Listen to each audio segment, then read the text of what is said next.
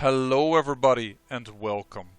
I am the Beta Plan and these are my impressions on the mechanics as shown in the second stream of CK3. I want to thank Paradox Interactive again for allowing me to use footage of the stream, as well as Alexander and Rodrigue who streamed the game for us. I will leave all the appropriate links to Dev Diaries, Discord channels and Twitch channels and what have you not down below in the description box of this video. The first thing I want to address today are heresies. Heresies in CK2 could happen in a county when there was low moral authority of the religion it was considered a heresy of, or you could change your religion due to an event that was random if you chose the piety lifestyle focus or if your court chaplain had a certain task. Here, however, we see the Duke of Flanders inviting the King of Leon to join his heresy. I don't know exactly what a trigger is, if it's low piety or what have you not, but it is something that he does. And in this image you see that the Catholicism has actually spread both to the Duchess of Lower Lorraine as well as the Counts of the Duke of Flanders. He probably himself got forced back by the King of France to take Catholicism instead of Catholicism. But nonetheless we see therefore several characters as well as several counties instantly transforming to a heresy, meaning that a heresy has a much stronger start in CK3 than it ever had in CK2.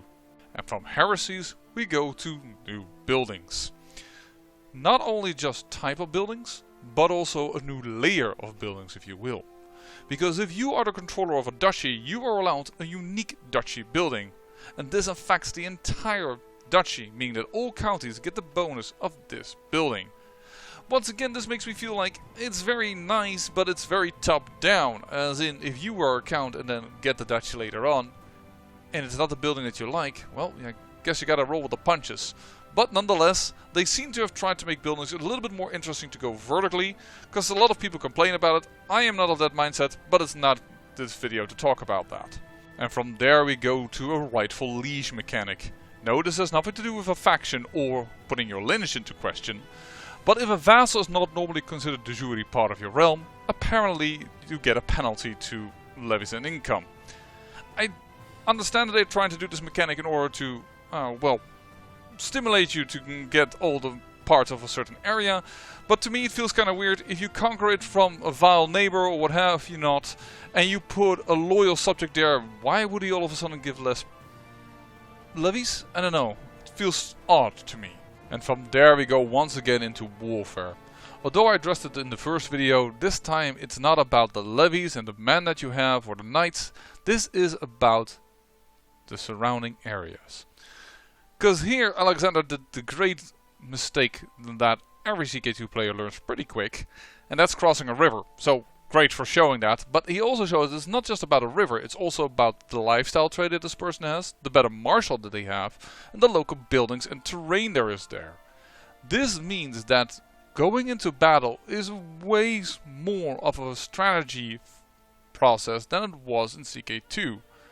And I love that, because in CK2 it was a little bit more about the numbers, and this is what Alexander says in this video. Please do watch how this war happened, by the way.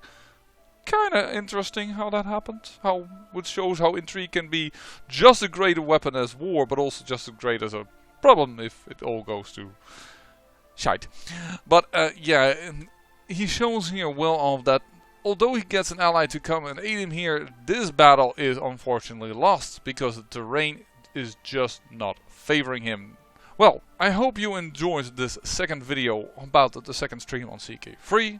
If you have anything you would like to add to the discussion, please do so in the comments down below. I always love feedback.